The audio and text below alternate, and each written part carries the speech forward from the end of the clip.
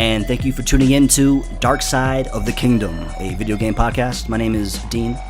And I am Percy. And this is a podcast about video games, video game culture, all that kind of fun stuff. Mm-hmm. Two hosts, we're going to kick it off, and in future episodes, we're looking to get more people involved, but we're going to start very organic, very small, kind of take it from there. Dark Side of the Kingdom. Fun name. How did we... Let's talk about the name process. I think that could almost be a show within itself. Yes. Yeah. Oh my god. Coming up with a name was probably like the hardest thing for this. I mean, we've already done like a practice run without knowing what we're going to call this thing. And when we actually decided to do the podcast, we're like, all right, let's think of a name. The podcast, the original pilot of the podcast went well. Sent it out to some select few people. They enjoyed it, and then we had to come up with a name. And it's amazing how many video game podcasts are kind of out there and have names with different video game things. We came up with 3 good ones in the beginning, and funny enough, they all were taken. And thus, happily enough, I think, Yeah, I like came up with Dark Side of the Kingdom. I dig it, sir. So, Digging it. Dark Side of the Kingdom. TheDrainage.net, let's talk about that for a little bit. It's kind of the home base for the show. Mm-hmm. A pop culture website. Yeah, you guys should check it out. They have many articles, even like music reviews of, the latest stuff coming out, or even, I think they might even have some movie reviews, or just anything random that comes to people's brains, sort of culture stuff. I mean, it'll all be there. There's like top 5 lists and stuff like that too. So check it out. Yeah, good stuff for 20-somethings. Mm-hmm. And typically for the show, we're gonna go segments. First segment, start off the what you've been playing, kind of outline. Roll into the topic of the week and hit some news at the very end. Hit some news. Hit something. Hit a few things. This is a violent generation that we grew up in. Yes, video games. Violence, blood. Are we programmed to destroy? Maybe. Who knows? Yes, we are. Come on, Skynet's here. Skynet is around the corner. And if you don't know, this actually is we do delve into conspiracy theory video game podcasts as well. Stay tuned. That's right. That's our other show. Once I get drinking, I can go off the deep end. And we hash out some of the dirtier things in the industry. The seedy underbelly of the video game industry. Percy. The beast. What you been playing, sir, is what we start off with. I'll throw it to you. Okay. Curious, it's been a week since we've talked last. Yeah, it's been a long time. Yeah. Actually, I just picked up Thomas Was Alone. It came out for the PS3 and the Vita, so I've been playing it mostly on my Vita. And apparently this game came out like in 2010, I believe, for Windows and Mac and blah, blah, blah. But it was just recently announced and just came out for the Vita and PS3. Picked it up. And it's a platformer. It's really well done, actually. It's super simplified, and I really love the narration. Interesting name, Thomas Was Alone. Now, I saw that, I think you posted something earlier. It might have been like some social network Raptor thing that's kind of going on. Oh, yeah. It's a lot of people, I noticed these games popping up, and I was like, is that a game? Very unique name for a game. Is it kind of like, what genre of... It's a puzzle platform game. You get, there's your main character's name's Thomas. Yeah. I believe you're like I think you're like a bug in the computer system. Nice. You're like you're artificial intelligence inside of a computer system, and you become self-aware. Okay. Your name is Thomas, and you're like you're just a block. Yeah. This is foreshadowing into conspiracy theory. Yeah. Anyway, you're a block. Your name's Thomas, and you become self-aware, and you're in this land, and you're trying to get somewhere. You're trying to get out. Okay. And you meet up with other people, and they have different abilities onto you. Like some can double jump, some can kind of squeeze through tight spots, and it kind of reminds me of switching between characters. Have you ever played Lost Vikings on Super Nintendo? Yeah. Yeah, it's kind of like that. You have, kind of embarrassing, but kind of like the Lego games, like Lego Star Wars. You have okay. Horrible.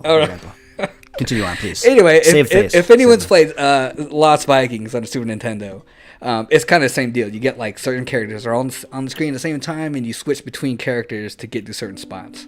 Okay. And it's a really fun game. I actually enjoyed it. I love, especially if you're into platformers. Please pick it up. It's awesome. What's the action to puzzle ratio? Would you say, is it more like Braid-ish, kind of like more puzzly heady type stuff, or is it a little more action stuff in there? I think it'd be more puzzly, if anything. Okay. But I mean, what keeps it a little comical is the narration, because there's a guy talking about the characters throughout the game, and he has an English accent as well. That's the worst English accent ever. Sorry, but yeah, he's narrating the whole thing and talking about the characters as they're going and playing, and they all have emotions. Like I said, they're self-aware, so they think they're people, and it's actually really cool. It's a pretty in-depth game, and I advise you pick it up. Anybody who loves platformers. Interesting. Now, you probably hit it, but I probably wasn't listening to it. I missed it. What platform? Is it PSN exclusive? No. Well, yeah, kind of. Okay. I mean, you can get it on Windows or Mac. Originally on Windows. Yeah. Okay. But yeah, it's out for PS3 and Vita. Good stuff. Mm-hmm. Very fun game. Okay. How about you, brother? Let's keep the platforming spirit alive. Came out a year ago. Rayman Orgins. Fantastic game. Oh my god, I love it. We spoke on it. We hit it a little bit on this top secret pilot episode, which people might listen to later. Yeah. We love the platformers, and we love the 3DS. I almost forgot that it came out for the Nintendo 3DS. Yeah. It came out... I think it's come out for everything. I think it finally did. Yeah, it trickled out. You might even be able to get it for the Commodore 64 if you're lucky. Which is great news because, man, I absolutely love this game. You know, we talk about platformers a lot, and as far as platformers go, I think I would put this right up there on the echelon of any best Mario, you know? Yes, agreed. And that's almost sacrilege to say. I mean, we're talking quality platforming, just going right to the origins of the game itself, just what got me in love with the game itself, just art. Raw, oh my God, yes. Raw art, especially more so on the actual home version. You can actually, appreciate in HD seeing these beautiful graphics, which, let's talk about the 3DS version specifically, translates well. The 3D effects are really good. My one complaint would probably be that I think in comparison to, say, a Mario, the ratio on screen is a little weird. Rayman, in comparison to everything else, is just really, really small. But that being said, like, everything in the game translates. It's a 1-to-1 port, so you're looking at the full, complete game, which within itself was, awesome. A lot of content, a lot of worlds, and just, beautiful music, beautiful platformming. Good stuff, man. Yeah, it was awesome. I mean, I didn't get a chance to play it on 3DS. I did own it. I owned it. Whoa! Before. Whoa! No. Did you sell it, sir? No, I did not. Actually, I bought it from a friend. Okay. But I played it on my Vita, and it actually, I used the touchpad and the pinch and zoom type stuff for it. Because what you just said, wow, you get like a small Rayman, and like you could actually pinch in and zoom in closer, and and it was so much better. I actually have to enjoy the Vita from afar. I didn't make that purchase yet, but I got some hands-on at CES, and man, that screen, that OLED screen, looks beautiful on the Vita, right? Yeah. Yes. It looks a little fuzzy. They're doing some like weird thing that's like scaled down, but the actual 3D effect helps out a lot. Like, it really has like that nice, I think, with 2D platforming specifically, is really good for the 3D, 3DS, multi-tier stuff. I mean, if they know how to do it right, like, the perspective and everything, then the 3DS will, the games will look amazing if they do it right. The big if. Yeah. Yeah, man. So, like, Rayman Origins budget title, good stuff. Another game that I've kind of been playing. One of the things about the show is we kind of want to get into the nitty-gritty of, debate and things like that. Kind of been going back and, in the spirit of the show, kind of playing more original Xbox One games. Ooh. Just for the spirit. Percy, we haven't quite touched on it on this episode. In the pilot we have. PlayStation, man? Fancy yourself a PlayStation guy, kind of enjoy it? Or you just made that choice, basically. Oh, sure. Early on, I made the choice of Xbox. So one of the goals with the podcast, we want to kind of like introduce each other to different games that we might have missed. One of the ones that I really enjoyed the first time around was Panzer Dragoon Orta. Did you ever hear anything about that? I've heard of, yes. Lineage with Sega Saturn, and just like a quick reference real quick. It's kind of like an on-rail shooter. The most recent comparison would almost be like a Kid Icarus, basically 3D on rails. Very good game. You got 4 different axes, front, back, left, right, and you kind of switch at 90-degree angles, and just very fun game experience. What's the setting like? Who are you? Like, what's the... You are a young. It's like a post-apocalyptic, futuristic, dystopian landscape. That's a society fucking mouthful. A couple thousand years ago, society was very technological, and society basically crumbled. Years have passed, and small sections of tribes have survived in a world of dragons and surviving technology. Ah. So very just kind of like weird, fun, visual stuff. And as usual, you ride dragons, but the dragons themselves are very like unique. And published by Sega, and like I said, has a lineage with the Sega Saturn. So a rich history of visuals and stuff like that. And just a very kind of quick jump into type gameplay experience with the on-rail shooting. And one of the better things about the game itself specifically was just unlockables. You know, there's all these extra subplots that you can unlock, and actually you can unlock the original Panzer Dragoon Sega Saturn game. If you do that stuff. So I like that. Lots of little extras, lots of little fun things. I like the sound of that. I'm kinda, we might need a... You have to have an Xbox playing this game, right? Or can you rock an Xbox 360 as well? You know what? I think that they eventually... it is backwards compatible with 360. One of the few games. I think there's like 180 titles that are officially backwards compatible with the new Xbox. This was one of them.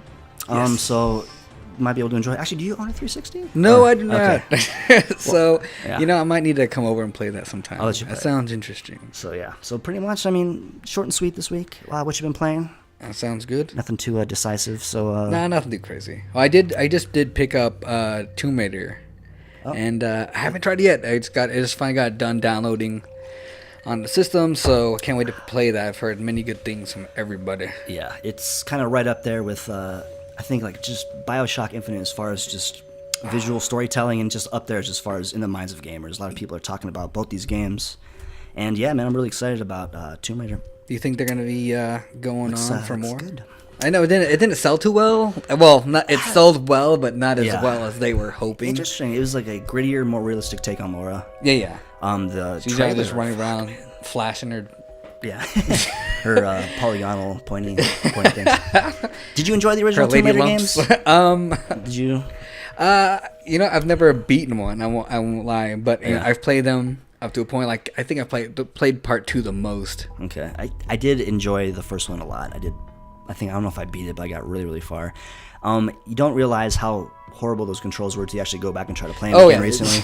Oh yeah, Very I've tried. tank controls, especially combined with the very precision to point platforming in 3D space. Oh yeah, Kids results you have no idea how lucky you guys kids are. No idea. I don't we know, had to but go then- through. But then these kids, they don't have an appreciation for they don't appreciate it. They just see the shit and understand. Yeah, I could go on about the old this. man. Yes, let me see. Yeah, we got the old man coming out.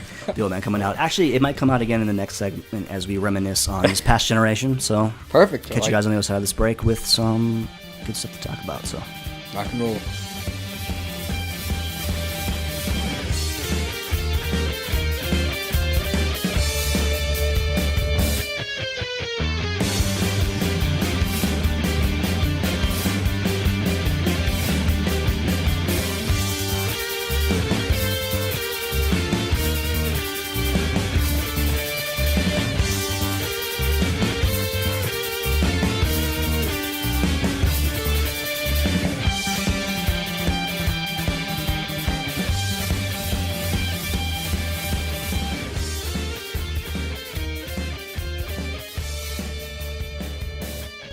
and we are back.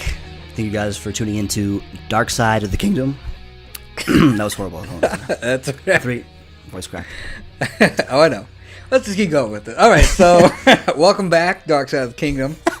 Dean's going through puberty. Let's push through. We're push through. This is a coming of age podcast. Basically, we are starting from the origins. Lived through a lot. Lived through lots of generations of gaming. Horrible start here. This is an organic process as we go. People will get better at this.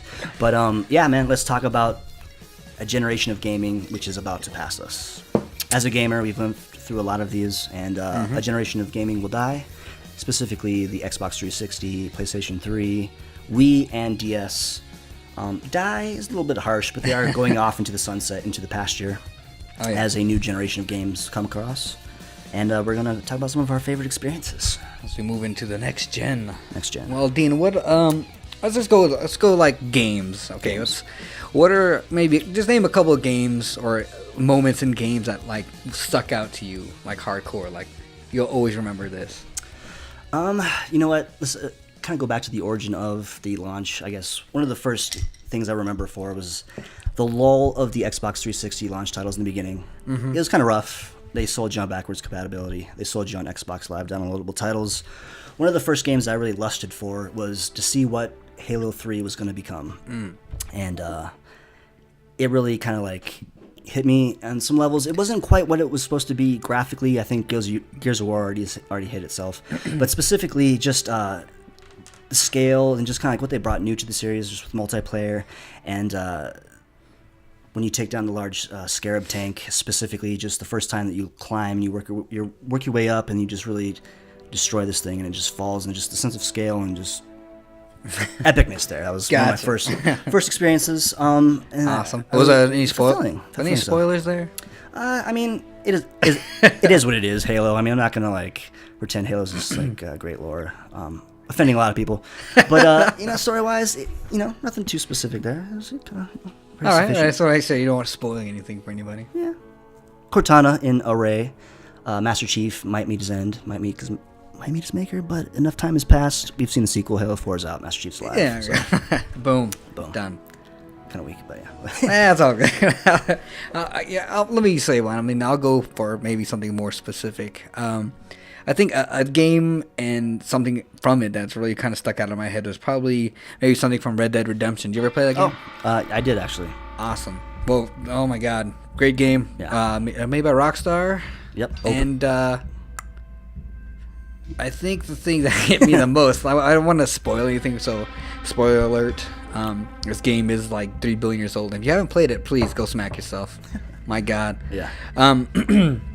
But I think when you actually get into the end, when you actually get away from everybody, and you're John Marston, and you finally get to your wife and your kid, and you start doing a couple of missions where you're like being a man of the house. It was kind of cool. You're like going up, rounding up like cattle or whatever, and hunting with your son. Yeah. And I think I was so like, from the gameplay earlier, you're just, it's a total step back into a different type of gameplay, and it had so much fun. It was kind of cool. Like, hey, John Marston isn't a bad guy. He's got a family. He's got a kid, wife.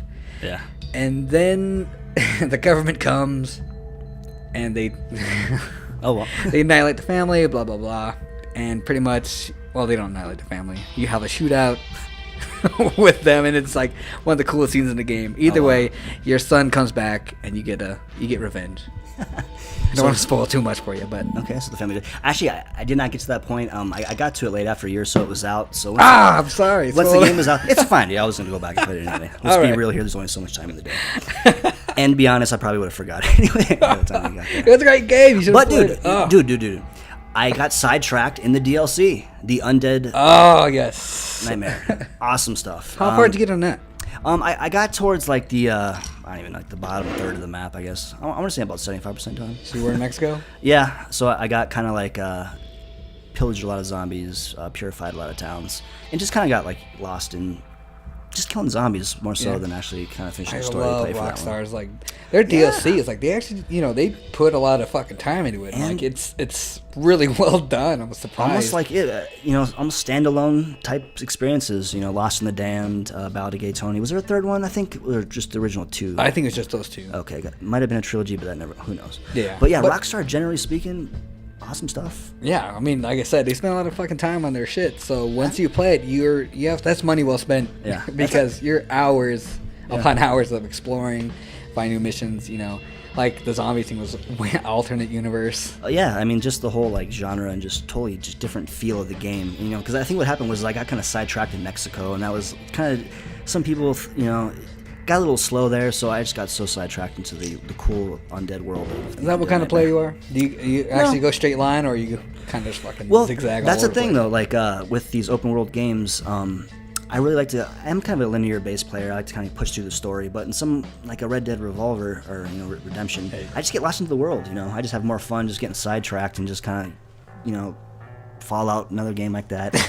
Fallout New Vegas. Yeah, you just get kind of like lost in the nuances of the world. BioShock Infinite to a certain extent, but less so. It's definitely very linear. Yeah, it's way more linear. I mean, when it comes to like Fallout or say before we'll say Fallout. Yeah. I've never even, or even Skyrim. Well, I mean, Grand Theft Auto 4. I mean, very open world, very non-linear. Tons. I mean, I beat Grand Theft Auto 4. Awesome game, loved it. Okay, great game. I still haven't beaten Fallout 3 or Fallout New Vegas because I spend most of my time running around the desert or running around, the wastelands, just finding random missions and just things to pick out, look at, Fallout 2 was like that? Or no, Far Cry, excuse me, Fallout. Far Cry 2 as well. Africa, safari landscape. You're all over the place driving around and awesome stuff. Yeah. I couldn't get into it. You couldn't get into it? I got it for free on the PSN and I played it. Wow. And I just couldn't get into it. I don't know. There's something about it. I wasn't digging the. Maybe it was the driving, or maybe just. I liked it, man. Like the whole feeling of it. I felt. I did not feel being it in there. Yeah. Did you like Far Cry at all? Like the old ones, or? I never played them, and that was my first introduction to the series. But I did buy Far Cry 3, and I'm digging that so far. Because Far Cry, it had like a lineage of like PC multiplayer shooting kind of stuff like that. On the Xbox, the first one, I think it was Far Cry Instincts or something. I actually had a lot of fun with the creative world, and you kind of really make your own maps. That was kind of fun. Yeah, good times. All right, let's go back to where we do have an a little sidetrack there, but tangents. All right, what about maybe like physical media or something, or maybe a peripheral? Is there something that stuck out with you on that? I mean, I guess my go-to would be the Wii. I mean, the Wiimote. That's kind of comes itself in. They made it part of the system. They made it kind of a necessity for development, and I think that was really one of the only cases of a peripheral that kind of worked. Maybe like Wii Sports, anything like that. Xbox Connect, I don't know, man. PS, I'm gonna have to ask you about the what was it, the Move? The Move, yeah. See, I was all about Natal. When it came out. They sold the Impossible Dream. Oh man, you can move all these games with your hands. I bought it, hook, line, and sinker. I don't know what happened. I don't know if I grew up in the process of the announcement of Natal to the launch of Connect, but I mean, I don't know. I just could not get with Connect. I don't know. It just seemed, I never tried it. It seemed really gimmicky. Just the whole idea, going back into some of the conspiracy stuff, always on the internet. I just don't like the idea of a HD camera hooked up to my electronical watching everything I move. The fucking camera moves. All that shit aside, I don't know. It just seemed like there was no compelling software that really sold it for me. So, what about you, man? You never played? You never played any of the dance games, Dean? I do dance. I do. I used to be a part of a hip hop dance troupe. Oh shit! No, I didn't. So I did that. I don't know. What did? I don't know, man. Nothing sold me, man. It was just. It came out and it kind of just. I think once it came out too, like the big sell was just UI. You could control the UI and tell Xbox moved Xbox stuff. Fuck it, dude. I'll just hit pauses, but Well, Xbox did come out with that new Pizza Hut app. So I mean, you can. What do you think, man? I think you can. It is Connect compatible. Yeah. So did you say it? Maybe you should try and pick one up and order a pizza. I mean, there you go. I don't know. I have the Domino's Pizza iPad app. You get to make it out. You actually with your fingers, you stretch the dough. I thought you do the same thing with the Connect. Anyway, but you brought it up. Do you have a go-to peripheral? Like, what's your? Well, like I said, with something a Sony man for the most part. A Move. I was excited about it because they sold the one-to-one. The one-to-one hand moving. Yeah, for the most part. I mean, I was hoping for one-to-one, but I mean, it's not necessarily one-to-one. Gotta love pitches. You gotta love the company men showing. But it is more. It's better than the Wii's version of their ratios as that goes. But there were a few games I've actually played it with. But the games I have played it with are actually pretty fun. Like I did buy a dancing game just to try it out with it. Yeah, man. Oh, you did actually? Oh yeah, that's right. Nice. And we will have a video podcast. Yes, we'll incorporate some of that footage. Yeah, we'll do that. We'll a video podcast or a dance off. Me and Dean. How is the support for Move? I mean, are they still making stuff for it, or is it kind of? For the most part, yeah, they're still doing stuff for it. I mean, even BioShock Infinite had some stuff for the Move.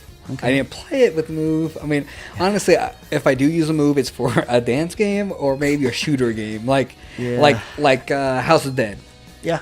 That type of shooter game. Okay, so like the old light gun games. Yeah, does that work now? Does that translate? And does it feel kind of like the old arcade experience? Yeah, actually, it works way better as that, and it's way more fun. And a peripheral that did come out for the Move that I don't know, I'm kind of. All right, I'm embarrassed I bought it. But so you own it, right? Yeah. Nice. So I own it. Nice. It's like a machine gun, plastic fucking gun. I don't know why the fuck I bought it. But anyway. It's for Killzone 3 or something, or it was like... well, you could use it for Killzone 3. Okay. I actually tried it at CES. Yeah, I think... It looks cool. Does it work? I mean, in practice, did it? Yeah. I put a couple of bullets in there, and I think I might have shot my neighbor on accident. No, it's a big piece of plastic shaped like a gun that even has a safety for some reason. But dude, I actually just really quick aside. I was at CES, and they had some like really cheap Chinese third-party knockoff booth. They actually had an inflatable Super Mario 3DS cart that you inflate and you sit in, and then you actually put your little hand on it. Oh my god! Peripherals out of this world. So I don't know, man. Going back, Zelda crossbow training. I think Nintendo experimented a little bit with like the light gun game stuff. I don't know. I kind of miss light gun games. Like I think Dreamcast was really good with House of Dead 2 and stuff like that. Yeah. I don't know. It's kind of a niche. I mean, it's a big buy-in. You got to spend a lot of money on these guns. A little more extra stuff. But I mean, like I said, I'd use it for the dance games. Yeah. There's those shooter games you can do it, like the light gun type games. But there's also, if you guys like to work out, and if you guys are out there wanting to get in shape, and you have a Kinect or you have Move, there are games that will help you get in shape. That will, they actually work. It seems like that's almost like the driving thing behind those anymore. Like that's why they still exist, just because fitness games and stuff. I mean, a lot of these things obviously they're meant for fun, but there are options to do workout with them, and nice. I've tried them. Like I did the Just Dance 4, the ones that came out. There's an option for exercising or whatever, and it's like there's like a. I like how you've dived in. You know the feature set. I do. So nice. You got there's 5 minutes, 10 minutes, 25 minutes, and I did the 45-minute straight fucking dance. Oh my god, my legs were about to fall off. I was like in Taibo class or something. It was fucking chaos. I guess kind of like an equivalent. I guess that gets close. Wii Sports, the boxing game specifically. Did you ever get any of that stuff? Or? I honestly never really played the Wii stuff. I think the only the Wii boxing was one of the only ones that actually got you your heartbeat going and worked up. But they had the same feature set for Punch Out on the Wii. Oh, I was wanting to play that. I went back to the classic game. But yeah, Punch Out for the Wii was great. Staying on the whole mass market, huge market stuff, dancing, sports games. Just a real quick hit. I think NBA 2K series.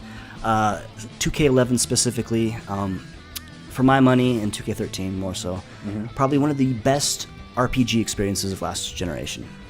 Really? You might be scratching your head. Kind of a weird thing. My career mode specifically, going back to the old EA days, and just kind of like how sports games used to be fun. NBA 2K does a really good job of kind of being like the anti-Madden, just how over the years, super sim heavy. If you want to, you can learn all these extra move sets and kind of learn the game like that, or you can kind of just on the surface level enjoy the game. But the My Career mode, go through the draft combine, you do scouting, you meet with different agents and stuff. You get drafted.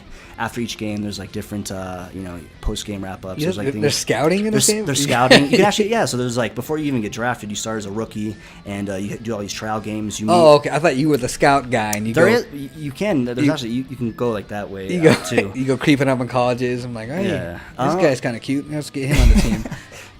You can't start. I don't know about that. If you want to get that kind of. All right, I'm just saying. From the other side of the fence. Okay. So yeah, you basically start off, and you kind of build your character up stat-wise.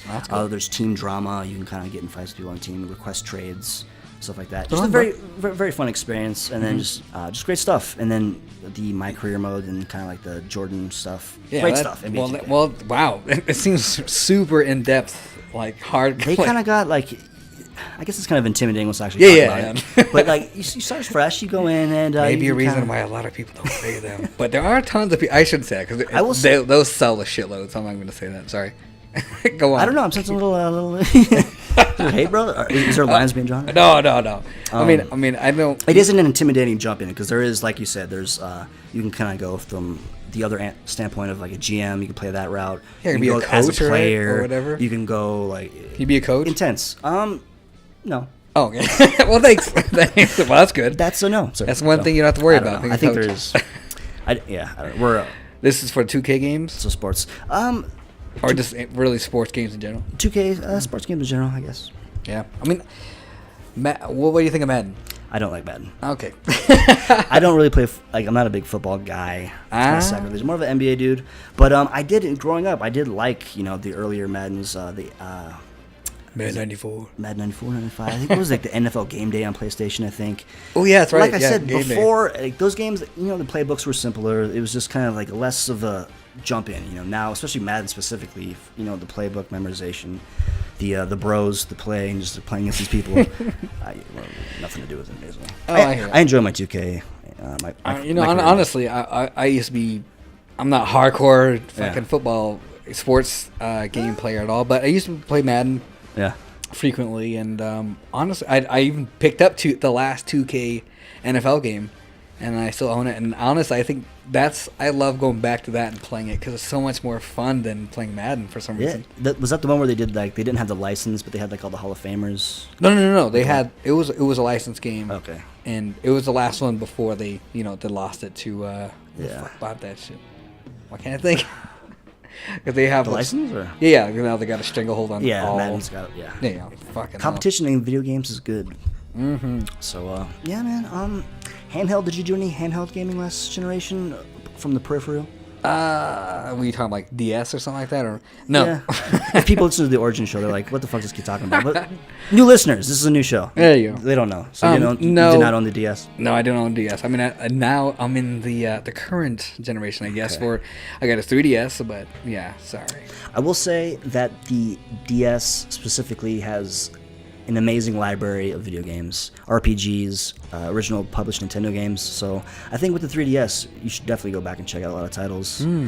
We talked a little bit about, on the pilot episode, Link to the Past 2 has been announced. Yes. There were some two really good 2D Zelda games for the DS. Phantom Hourglass and Spirit Tracks. Pretty fun little games. What was Minish Cap? When that... Minish Cap was a Game Boy Advance game. And we talked about actually old man hands and kind of like the 3DS specifically. I cannot play for extended periods of time. I don't think you can either. You actually just bought the yes. XL?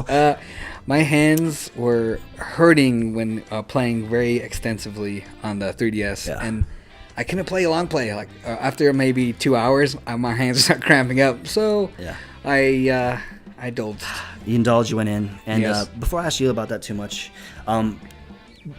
last generation DS Zelda games actually did a really cool thing with it's totally driven by the stylus. So you control the whole game just holding the stylus, and it works control wise, and I heard a lot of people didn't like that too, though.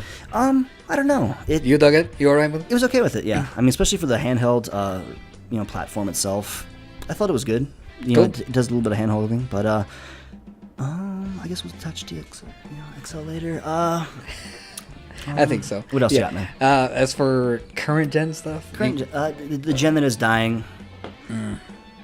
Was it a good generation? Do you feel? Oh yeah, definitely confident. I mean, especially over the years coming in and seeing what people are finally putting out for as graphically. Like wow, this is. Comparing to like the first couple games that did come out for the 360 or the PS3, if you compare those graphics to now, it's like the biggest jump ever. So that's kind of how I feel was going to happen with the next gen coming out too. It's safe to say we're in the golden age of this generation still, and I'm gonna stand back far. I'm gonna wait. I'm not gonna just dive into the next one, but man. This generation was good, man. Like, a whole new digital frontier as far as delivery services and arcade gaming. Fuck yes. The maturation of Xbox Live and PSN. Let's go there for a little bit. Downloadable titles. That's something new this generation. What were some of your favorites? Oof, that's hard. I mean, we got like Limbo, something that stuck out in my head when that came out. That was awesome. I love Journey. Did you ever play that game? Unfortunately, that's a PSN exclusive, right? I did not. Right. But you know what? Because it's like a... it's not like an MMO, but you actually you play with other people, kind of. Yes. Or like how does that work? Okay. The way they set it up, it's made by that game company, and the way they got it set up is you're a character in the desert and you're trying to get to the top of a mountain, and there's no dialogue in the whole game. But you do run into people that are playing it. So there are people out there, but there's no way you can't have a mic on. You can't be like, hey, get over here, help me with this, blah blah blah. You can't do that shit. There's organic. Yeah, there's he makes it, the character will make a noise, but that's all you get. So I mean, you do run into random people, and people can help you or just fuck around. So you can just leave, and with in your leisure, you can just hang with someone and go till the end, which I've done. Yeah. Which is fucking. I actually met a couple friends on my lists from doing that. But anyway, once you beat the game, it lists all the people you've run into throughout that whole time you were playing. It lists their name of, their account and everything, and it's kind of cool to see you actually ran into 20 people, or wow. you ran into 3 people, or whatever. So it's really cool actually going through and having someone like a buddy help you out throughout the whole game. So it's cool. Cool, man. And is it just one person at a time usually, or is it like you actually can run into a couple different people, or? You can run. It depends. I mean, there's certain parts of the game where you start seeing other people, and honestly, it's usually just one person. It's not like 8 people on the screen running around. Yeah. But just, Bastion. You ever play that one? I did not. Fantastic. I don't even think that's on PSN. Bastion. I think so. No, I think so. It came out on Steam. I know it's out on 360, but yeah. The narration. Yeah. It's on iPad. It's not on fucking PSN? Not yet. Wow, I have it on my iPhone, though. Amazing art style. Narration sells that game. Just awesome. So I've heard. Shank was good. You play Shank? I played Shank 2. Shank 2. Just, Not too bad. Art style driven. Kind of more of a brain dead. That's, all right. That's a positive this generation, I think. Yeah. Was the rise of the independent title games, Yeah. Because there was so these indie games got a lot more accessible. Yeah, exactly. Cheaper. Yeah, there's a lot of people who like to make games, and they can't get to these, they can't be AAA titles, whatever. So they make these little games, and the PSN and the Xbox Live. Yeah. They can show these games to other people and actually sell their games, and it's pretty badass to see what people have come up with. Totally, man. Just Super Meat Boy as well. Just these great games. I'll play that. Funny enough, because Rayman Orgins, going back to that real quick, originally when it was announced, I think it was going to be a downloadable title, delivery title, and you know what? They held that back a little bit. They assessed the quality of this game. You know what? Let's release it as a full retail game. Was that a right decision, do you think? Did it hurt that game? Because did it sell good? Did it? I mean, as far as you know. Well, unfortunately, it didn't sell very well. But price dropped exponentially. Yeah. It came out like 2 weeks later. It was like down $20. Yeah. So, but I don't know. Hopefully, it didn't hurt it too much, because we said it in the first segment. Fucking beautiful game. It needs its due.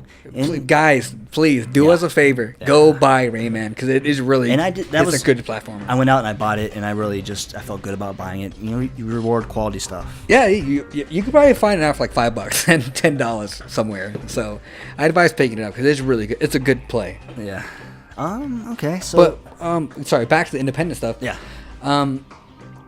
Xbox Live had, I believe in the beginning, they had their whole indie thing going on.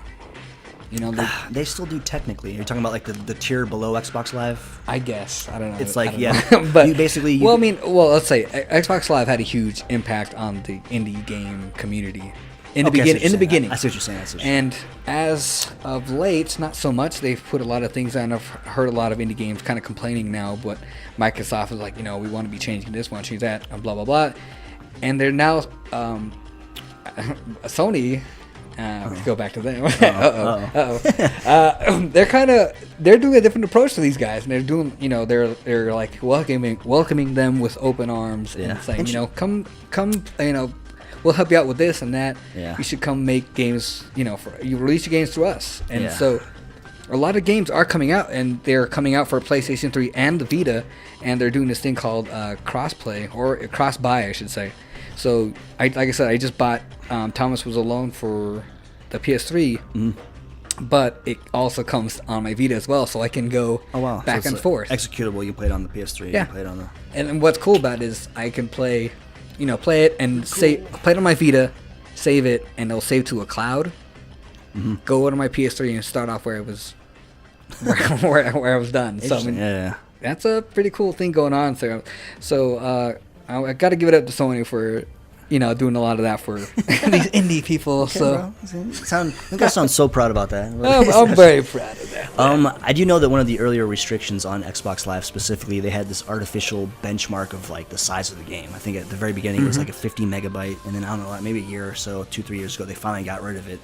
But is there any kind of limitations in the PSN? Is there like a like a tier of games. So basically, I don't know. I'm not too sure on that. I know what you're talking about though, because a lot of indie people were complaining about that. They were kind of restricted on how much they can put on there. Yeah. As for the PSN, I mean, they got full games. So I mean, 8 gig, 12 gigs. They okay. I think the sky's the limit for them on that. So, how is the old software library experience PlayStation wise? Do they have a lot of stuff? PS1, PS2 games? Actually, yeah, they started putting a lot of PS1 games out, and mostly the classics. Yeah, fishing, skating. Okay. But no, they put a lot of new stuff, a lot of the old school stuff. So I mean, Golden Era, Square Enix stuff. Yeah, I mean, if you go on it, you'll find stuff that you've played before. I'm sure. I mean, they got Ridge Racer.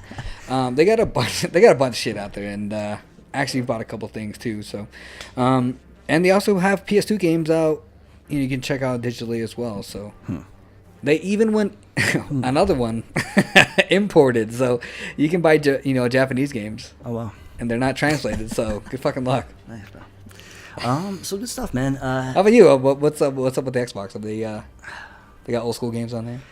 They do. They have some Xbox One classics. See, I don't know, man. I'm kind of. The thing about full retail games is I really have to see a difference in price to really kind of be to be inspired to buy it, because then nothing chaps me up. How much is a typical game for Xbox One game? Well, you know what, like around $29 I want to say. Holy shit, like really? $29. Halo is like $20 maybe. Wow. I'm not gonna fucking don't hold me to that, but it's off the top of my head. I want to say definitely $20. Definitely $20. Okay. Better games, specifically Xbox 360 day and day one release games are full price, $59.99. Oh yeah. There's got to be some kind of I don't know. There has to be some sort of impulse there. There's got to be some sort of built-in bargain bin kind of thing going on.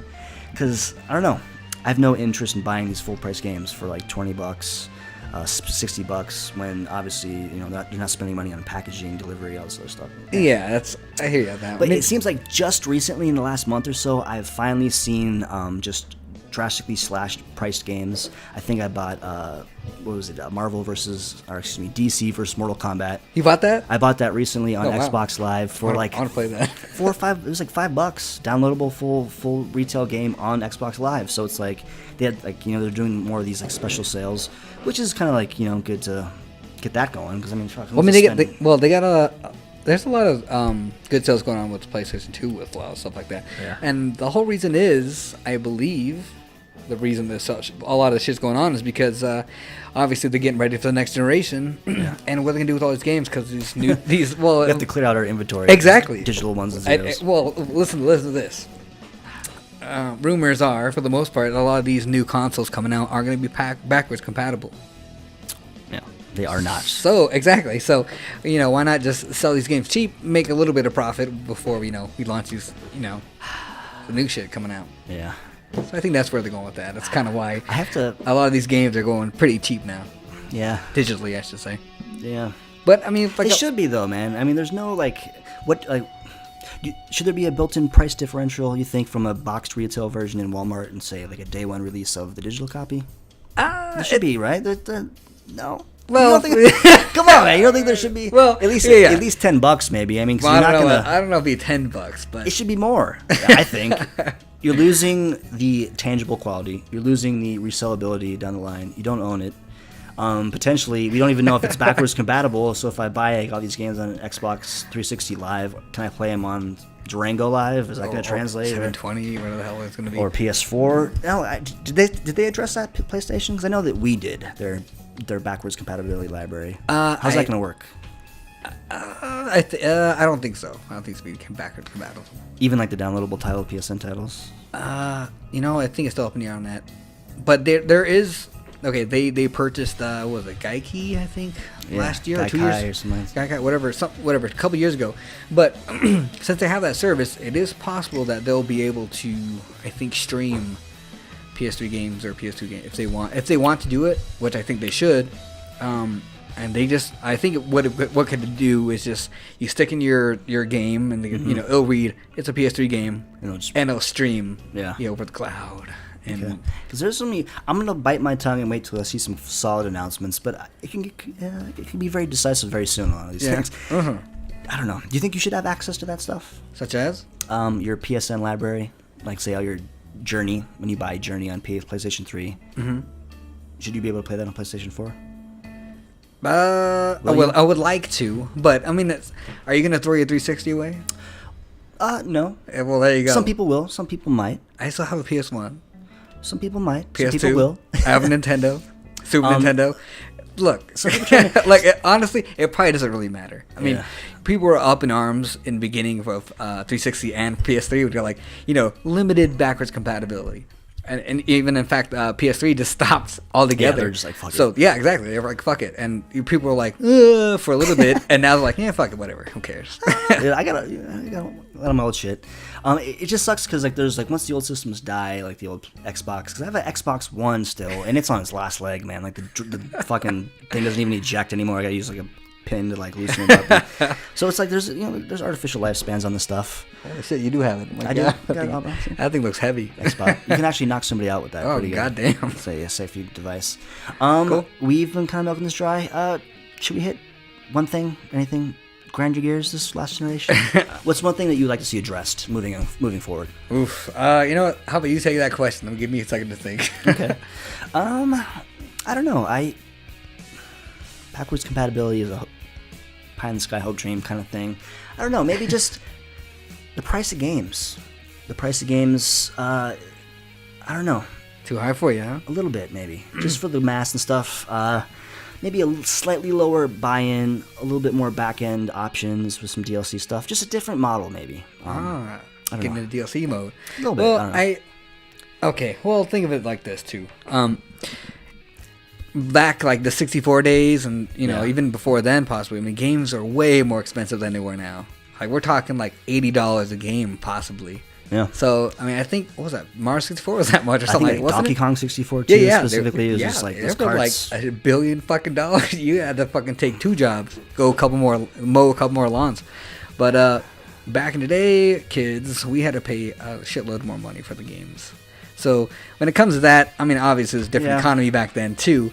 But still, $80? Get the fuck out of here. I don't know. I would just like to see maybe video games hit more of a little mass market, kind of like a tier kind of thing. Because I know that it costs a lot of money to, make a game. Shitloads. Insane amount of money. It's like this. I mean, how much do you think how much it takes to make a game? It's almost part and parable with movie making nowadays. Exactly. I mean, like Avatar type it's like stuff. it's like think of whatever you think. It's like whatever you think it's gonna takes to make a game. Yeah. Triple that, quadruple that. It takes a shitload of. It takes a lot of money, but let's say BioShock Infinite, for example, is a single player narrative experience. Mm-hmm. Launched at $59.99. Marketing. Did you how often did you see that commercial in the wild? Like, on TV? I don't know. I really don't watch TV, but I did see it. I did see it. All right, bro. I saw it in both of you. It was on TV a lot, basically. What I'm trying to say. TV on a lot. Marketing, huge amounts of money being pumped into these games. If it was a little bit less, and maybe like just at more of like a impulse buy, Blu-ray type price point, there could be interesting things there. Maybe just like say just a quick hypothetical. I think I hit on it last week. Maybe like a $39.99 price point. Maybe even like a $29.99.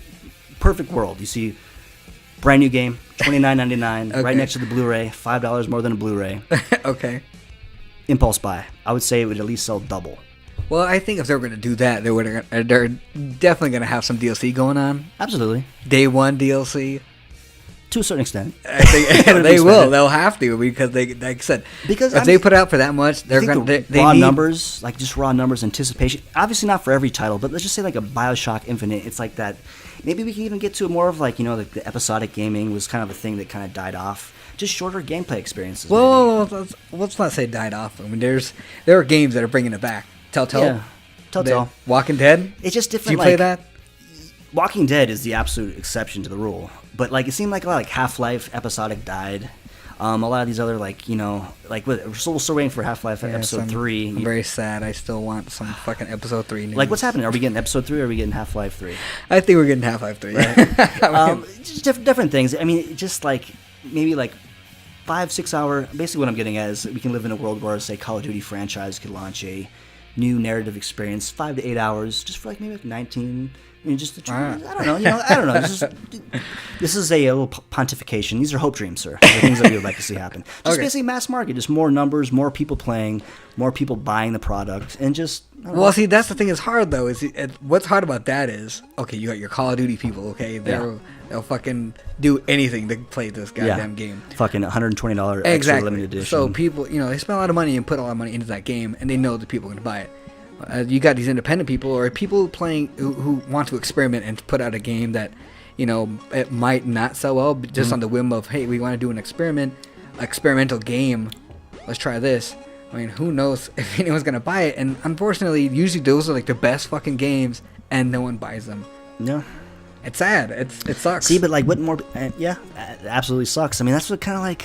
And that's what kills people. That's what kills these. That's what kills these. Game studios because they're making something. I'm sorry, but they make something that's so fucking awesome, and people don't. They're like, it's not Call of Duty. I'm not gonna fucking look at it. Yeah, I'm not gonna play it. I'm not gonna do this. And this is like these huge AAA developers, very talented people, very great gameplay experiences are just not even getting played, getting buried in bins, and it's just like these companies are dying. Thus, the industry is not quite as healthy as it potentially could be. Maybe. No. Yeah. Exactly. Just some I don't know. Maybe freemium is the way to go. Maybe. That's an interesting place to. Maybe. Maybe. I don't know. Maybe. I don't know. That's such a dangerous game. Well, I think, honestly, like, with all this on this DLC and also all the shit going on, I think all the shit going on, buying digitally is going to solve that problem. Yeah. It'll solve everything. Hopefully, and I just wish it would trickle down a little bit because it seems like they're still charging $59.99 for a title, which, like I said, they're not paying for the shelf space in Walmart, not paying for distribution, not paying for packaging. It's just basically ones and zeros to a certain extent. Well, I mean, they might have some sort of discount. It's possibly like directly from Microsoft, directly from Sony. So yeah, I'm kind of with you. I mean, if it's maybe $10 off, maybe even $5 off. I think the place. The Vita games actually a little cheaper if you buy them digital day one. I think they're like $5 or $10 off. 3DS are not, because have you seen like them trickle up and stop now? Yeah. In the store now, these full retail games. I would love have to you buy bought one? Digitally? Like a full retail digital game on 3DS? I don't think so. Because I think they, ever since New Super Mario Brothers 2 came out, every new Nintendo published title you can buy day one on the store for the exact same price.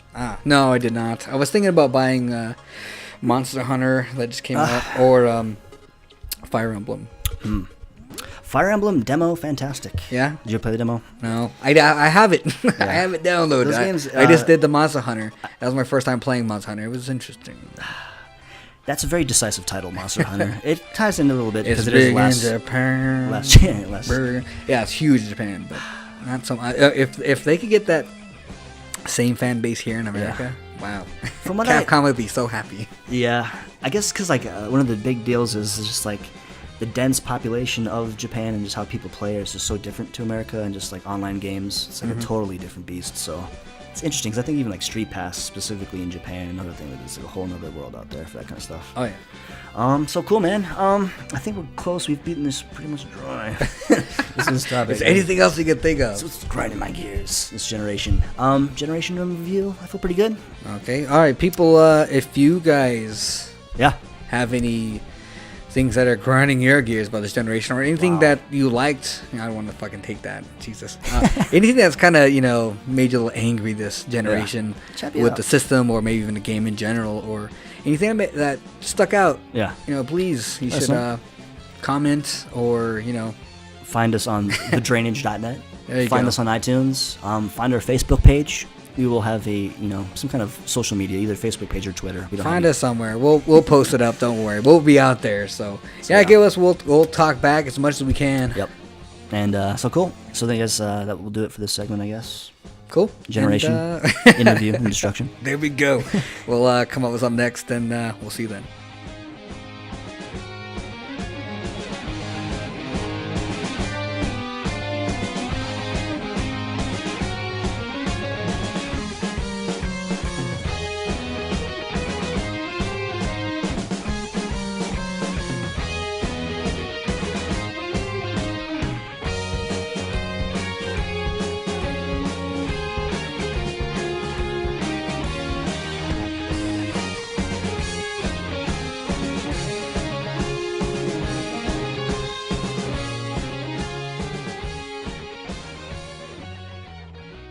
Welcome back to Dark Side of the Kingdom. This is, I guess we're going to be kind of doing some news here or whatever's kind of on our mind. It's a little slow week, I guess. Well, not necessarily, but yeah. I think for the main part, Nintendo, they've kind of, I wouldn't say given up, but they're not going to be really hardcore participating in E3 this year. Not so much. They're not going to be running out a big-ass room for people to sit in and show their shit. E3, I mean, as a child, as a video gamer, E3 close to your heart? E3? Yeah, did you look forward to E3 every year? Of course. Because those were the things where people would announce games and new stuff coming out. So, of course. Yeah, E3 has always been a fantastic thing. But with, the Nintendo Digital Direct, specifically with the 3DS and a lot of these downloadable initiative titles, E3 is less important, man. I mean, it's kind of weird. It's what's going on right now. I mean, especially with like I said, Nintendo just announcing like, we're not gonna be there this year. They're probably gonna show off their games, and I think they are. Yeah. They'll just have like a booth of just games that are coming out, or now the latest games that have just come out. Get hands-on experience of everything that we've been talking about over the last couple months. I hope that they announce some stuff because I feel like Wii U's been neglected, so they have one more Nintendo Direct to drop before then. I hope. I believe they do. I'm sure they will. But yeah. But I kind of... Interesting. Bold move. It is a bold move. And I think Sony and Microsoft are actually going to probably follow suit because Sony this year, back in February, they announced the PlayStation 4. Mm-hmm. And it wasn't at E3. They didn't do it. I think they said they're going to show off they'll be showing off more stuff at E3. But their main thing, they showed off on their own. Yeah. They did it all their own. And... Microsoft and the Xbox, they're doing something as well. Microsoft is going to, they actually just announced, we have news, so hold on to your pants, everybody. May 21st is a Tuesday. Xbox will be releasing a special extravaganza in the vein of Nintendo Direct. They're going to be like a streaming thing online? Streaming online. I hear that it's going to be pushed through Xbox, then later it will be covered by Spike or G4. Whatever those. Is it G4 TV nowadays? I don't even know. I don't think the G4's around anymore. G4 even down? No. Jeff Knightley's. Oh, that's game trailers. There you go. I think that's going to be the medium of the delivery.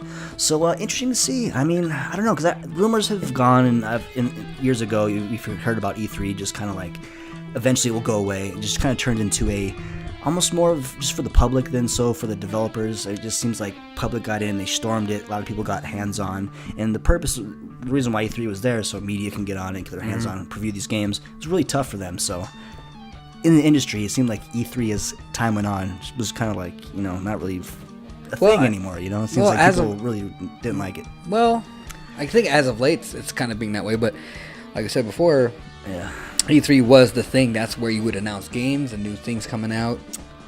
I think. And it's kind of... What do you think? Do you think it's like the internet age nowadays? Back in the, say, 10 years ago, magazines were the main driving force of this information. Yeah. I think it happened like 2 or 3 years ago with like Xbox, even like Sony PlayStation, like these news, like their big lead up to the event eventually gets blown.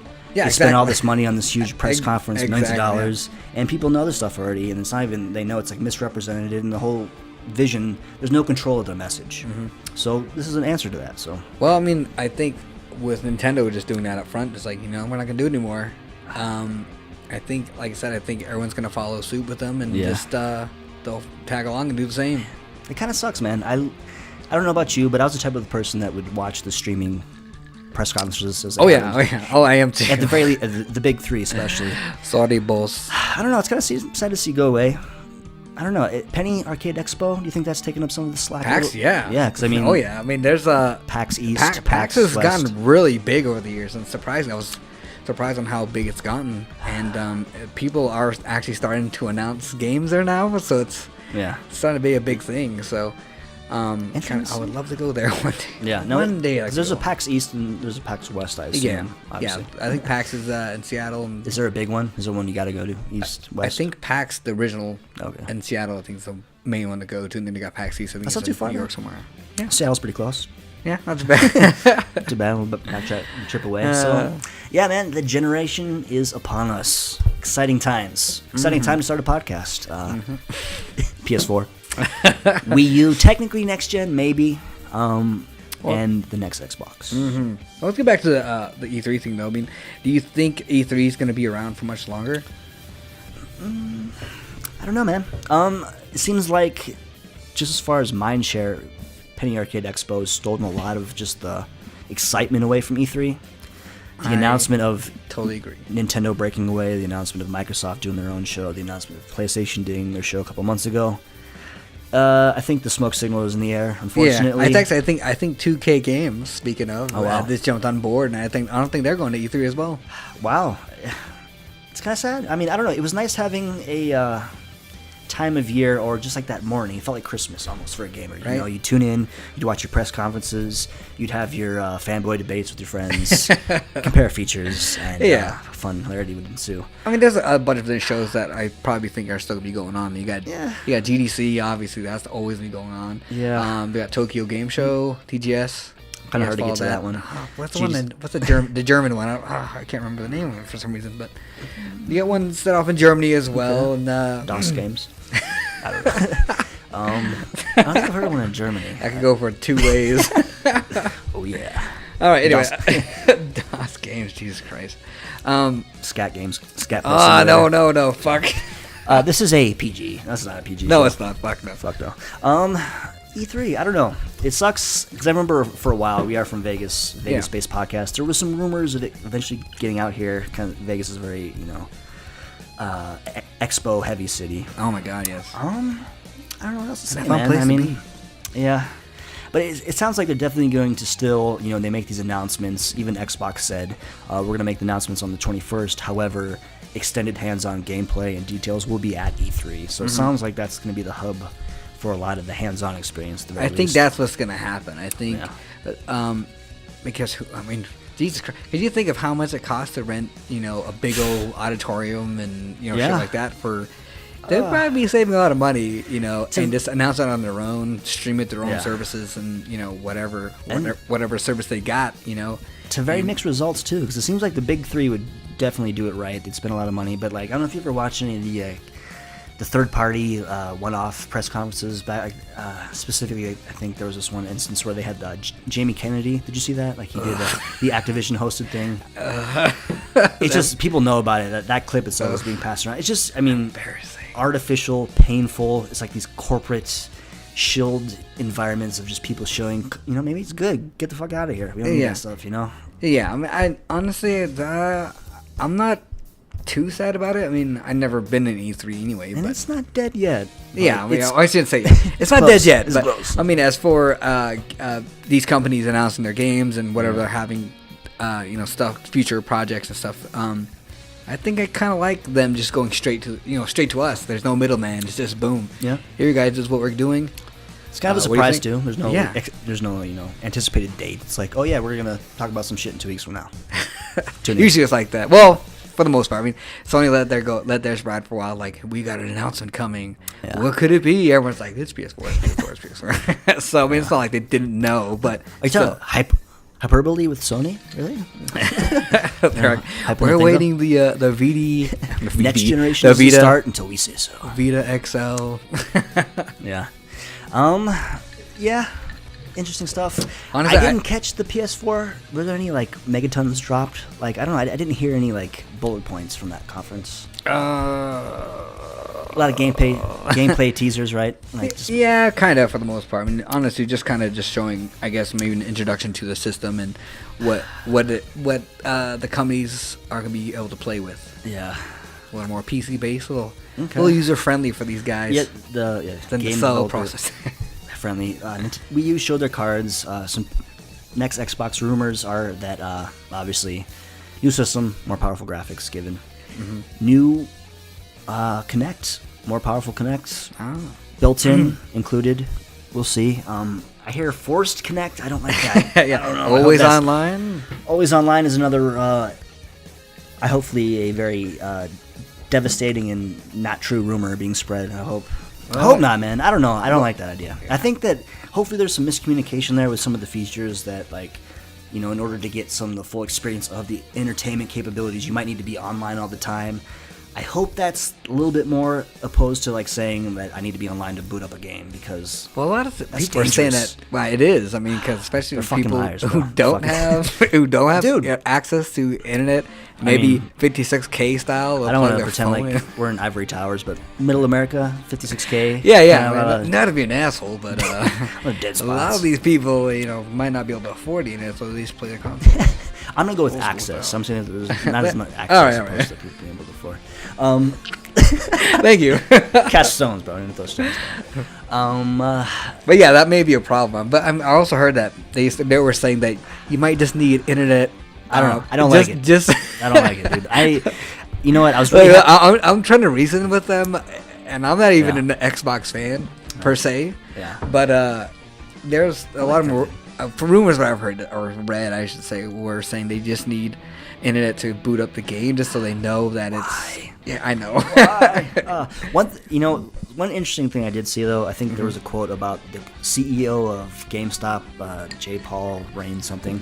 Basically, some No. some kind of like, how do you really feel, sir, about GameStop? But he is. I he don't went shop on, at GameStop. He went on quote saying that he is excited about the next Xbox platform, which kind of puts to bed a lot of the rumors of no used games, because that was a rumor being floated around for a while with these next generation systems. No used games won't be able to boot. So, I don't know. Maybe there's GameStop third-party access key codes being sold, backdoor deals, scary climate. I don't know. GameStop generally, you do like to see the light in the company of companies and people. GameStop, evil company. Maybe, possibly. Cash stones. Yeah, I don't know. I'm not a fan. I will say that. Not Considering a fan. we are, But I mean, I think that's why they got the season pass thing going on. Yeah. It's supposed to for a lot of these multiplayer games. So you can't really play online until you buy this pass to play online. So that kind of helps out with the used games thing for the most part. Well, kind of. Yeah. Next gen. It's coming soon, man. PS4, is there an actual date yet, or soon? Holiday. The holiday of this year coming out? Or Yeah. Oh wow, so Holiday this year. Excited to see, man. I don't know. Honestly, it might get pushed back a little bit. I mean, when the PSA holiday, cause it's probably going to be January, February of next year. A holiday. Didn't say what holiday. Yeah, they didn't say which holiday. Because PS3 got pushed back almost a year or so, I think, Yeah. or it was kind of a lot extended delay, which may or may not have hurt that last generation. Well, I wouldn't say that one, because I think they're kind of neck and neck at the moment. Yeah, I will give it. I think. I have no numbers to go by, but Yeah. they definitely came back. I mean, 360 had the year advance. Had a little bit of a price differential built in the beginning. Some different, I think a lot of PlayStation 3 exclusive titles too kind of went to the wayside, like Devil May Cry 4. Never thought I would have saw that on Xbox. No. Final Fantasy 13. Never thought I'd live to see that on Xbox. So it's interesting. So, by necessity, I'm actually surprised and disappointed that I have not seen Metal Gear Solid 4 yet on Xbox 360. Isn't it on there yet? No, I thought it was. the new one that came out exclusive to 3. I guess not. I don't think so. Yeah. I thought it did. It should have been by now, but it hasn't. That's one of the only few games that I think Metal Gear Solid 4. I'm not really a huge God of War guy. Maybe some of the Uncharted stuff. I don't know, man. Last Guardian was that was my. I was waiting on the fence. That's why I did not buy PS3. I was just kind of waiting to buy that. Oh man, well, huge eco guy. okay. I don't know. That was just I've been waiting. You play Shadow Colossus as well? I love Shadow of the Colossus. Oh my god, I love eco.